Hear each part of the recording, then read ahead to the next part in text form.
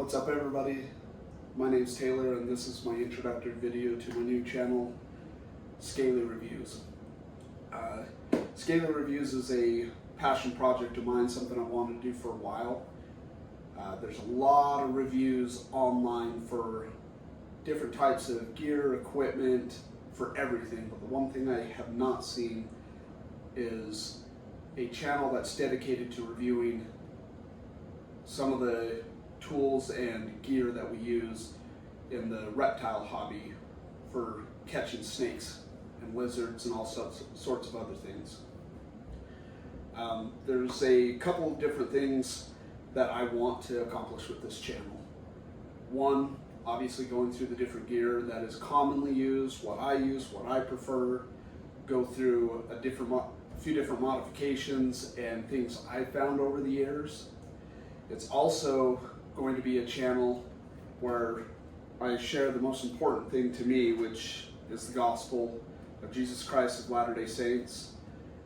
I'm going to have a link for the missionaries at the end of every video, that if you like the message that I give at the beginning of every video, before we start the main video actually reviewing all the equipment, please feel free, and I encourage you to go and check this out. If not, please still watch the video. There's a lot of good information that I'm going to try and share, and I'm hoping I can make this as fun as possible. The ultimate goal, besides sharing the gospel for these videos, is eventually, hopefully by the 4th or 5th video, don't quote me on that, obviously I'm trying to get materials, design, and everything put together, is to have a testing protocol for protective equipment in a way that I have never seen. The problem with all protective gloves is they're all tested, at least as far as commercial utility gloves for needle stick and puncture protection. They're all tested to a particular standard of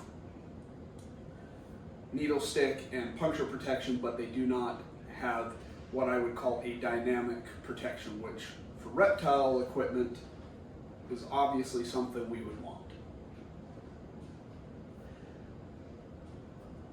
So to start out with, I want to show you guys a couple of things that I like to really use, some of my favorite pieces of equipment. The things that I carry with me every single time I go out, I don't like to pick and choose. Each piece of equipment has its own use. But the few things that I always carry with me at all times, anytime I go out, is obviously a hook. And we're going to have different videos going over different groups of equipment. How I split them apart, I'm still working on, but I'm going to go over, different hooks, shaft materials, hook shapes, how you'd use them, when you'd use them, and a couple of tips and tricks with them. So I always take a hook out. This is my absolute favorite hook. This is something that my grandfather helped me put together. Guys, especially if any kids are watching, spend time with your parents. Spend time with your grandparents. Your grandpa and your dad are some of the greatest people to spend time with. They will give you the greatest wisdom, the greatest knowledge, and the greatest skills, and you will have so much fun. I have had so much fun with my grandparents and my grandfather to build everything. There's another piece of equipment I don't have here. It's what I call a catch cage to safely view whatever I catch. Again, my grandfather helped me build that. He's also helped me build another piece of equipment on here that we'll go over in a couple of minutes. But this hook is my absolute favorite hook. In another video, we'll go over its entire design and its composition. The second piece of equipment that I absolutely love and will not go out without is the M1 snake tong from Midwest Tongs. This is my absolute favorite tong type. I have not tried their Gentle Giant. I have tried a very, very cheaply made Pilstrom style snake tong, which we'll get into in another video. As far as what a Pilstrom style snake tong is. But this is my absolute favorite tong to use. And again, we'll go over that in another video of why and the different styles. The other piece of equipment I never go without are snake-proof boots. I've used a couple different types over the years, lace-ups, pull-ons. I prefer pull-on snake-proof boots, just easier to get in and out, and I prefer something that has leather all throughout its construction. And again, another video, we'll go over that. That's the theme for this video. If everything will get its own section, and we'll go through it and go over the pros and cons. The other piece of equipment that I never go without is something to hold a snake or whatever I find in, and I prefer a bucket.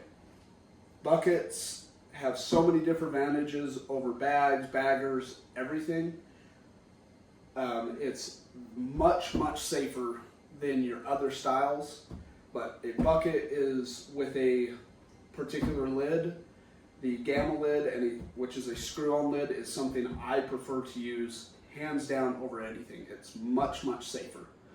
The final piece of equipment I always use is a pair of gloves. I've got a couple different gloves here. These are ones that I bought and I haven't really worn too much. I tried these out in the field, and we'll go over the pros and cons in another video on these. I prefer, these are just some Harbor Freight leather welding gloves. So I want to note something, and this is the biggest #1 safety thing that I can say for any time you're doing any type of snake catching, any type of animal handling, anything. Never let the fleshy bits near the bitey end. That's my biggest philosophy. When I wear gloves, these are not to go over and say, okay, I'm going to pick up whatever, I see a rattlesnake, I'm going to go pick that up. No. Gloves are your last ditch protection. This is somehow I've made a mistake and I've got too close to whatever I'm trying to catch, and I haven't seen another snake, or I've made a mistake, and it's a last ditch effort to protect myself from a strike. Even if it goes through the glove, because of lining, and again, we'll go through this in another video, because of the lining and the thickness, there's a chance that it either prevents the strike completely or at least possibly absorbs the venom and reduces penetration depth, that if I was to get hit, it might not be so bad. Never use any type of glove, anything like that for free handling snakes. I do not recommend it. I do not, there's a lot of people on YouTube that do that. That's their thing. I'm not going to condemn them for it. I'm not going to say anything about it. That's their business. We all have our lives to live on how we run our hobbies and our own protocols. That's them.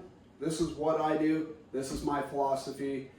The term I've coined again is don't let the fleshy bits near the bitey end. Simple, easy to remember. Another piece of equipment that I've just recently started testing and trying are some snake chaps. The reason I've done this is for some of the terrain around here near my home. It's a little more hilly, and with some of the higher brush I was a little more comfortable with these. I'm just trying them out, seeing if it's something I want to add to my standard gear. I've liked them thus far, but haven't had a whole lot of opportunity to test them out. Another piece of equipment here on the table. This is another one that my grandfather helped me make. And with his lathe, I was able to turn this. This is a piece of maple. This is a snake bagger that him and I built. I love this thing. Since I've gone to the bucket, I haven't used it a whole lot. Again, I prefer buckets. This thing is amazing. I love it. But I do prefer the bucket overall just for its safety and versatility. Again, you guys don't have to go buy hundreds of dollars worth of equipment as far as hooks and everything, hooks and baggers. You can build your own. This is something that you read any of the old snake articles and everything from way back when. This is what people did. They built their own stuff. They went out and they had their fun. Obviously, I've got some individual bags as well. These are awesome. These are good to keep on you. I don't always do it.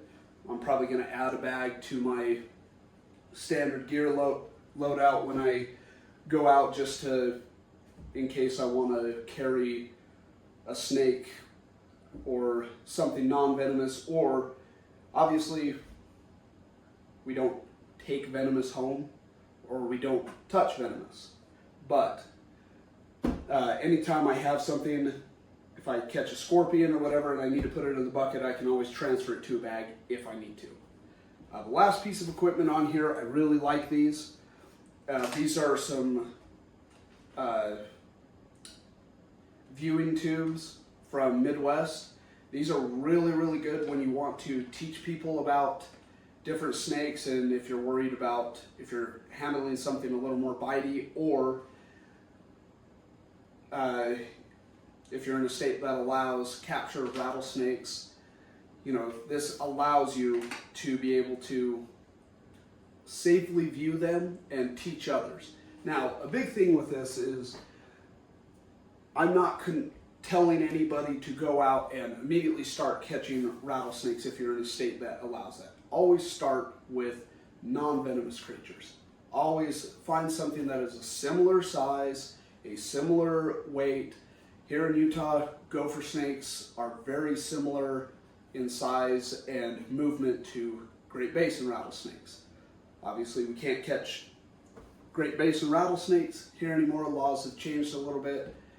Hopefully they change things. And when I say catch, I mean catch and release. I do not bring anything home anymore. It's just not worth the aggravation anymore. I enjoy just catching them, releasing them, and that is it. So yeah, this is the overview of everything we have. As far as gloves, I forgot to mention these, I apologize. I've got two different, other than the welding gloves, I got two other gloves that I'm currently in testing with. These are Vet Pros, and they used to be known under, commonly known as Midwest gloves, even though Vet Pro supplied them to Midwest. These are a leather glove, and they've got a Kevlar felt lining. These are very puncture resistant, obviously not puncture proof. The only thing I would consider completely snake proof, I'll have to test these should be, but I would say these are snake resistant as of right now, but the only thing that will always be puncture proof or snake bite proof would be snake proof boots. It's the reason these are and these aren't is just because of thickness, density, and stiffness. But these are very puncture resistant. However, they are not very dexterous, so they're not my favorite glove to use. These are ones that I'm going to test. These are from Turtle Skin. They're a needle stick resistant glove. They are pretty slick, so I'm not sure how I'm going to like them. I might use them as a liner with these leather welding gloves. I got to wash these first so they're a little bit more limber. They're pretty stiff right now. But as a liner, this might actually be a good combination. But we'll definitely go over gloves and all these individual pieces of equipment in the future. So probably the next video I'll go over, still haven't decided exactly, but I'll probably go over hooks and tongs next. And then from there I'll probably go over the buckets, the bags, the bagger, kind of give you guys a philosophy of use on all these. By the way, that term is from Nothing Fancy. Please view his channel. At the very end of my video, I'm going to again have a link to the missionaries, kind of the missionary portal. Please, no matter what I say, look into the Book of Mormon and just read it. Just read it and pray for yourself. Don't let others convince you, let the Spirit convince you. As well as the other, at the end of the video, I'm also going to have links to different manufacturers.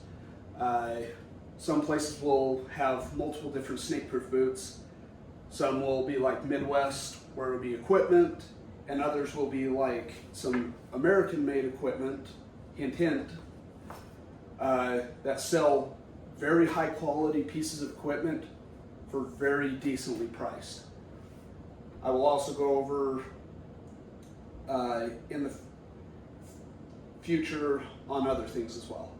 So this is the conclusion to my intro video to Scaleyreviews. Please stay tuned for the next one, and always remember, don't let the fleshy bits get near the bitey end.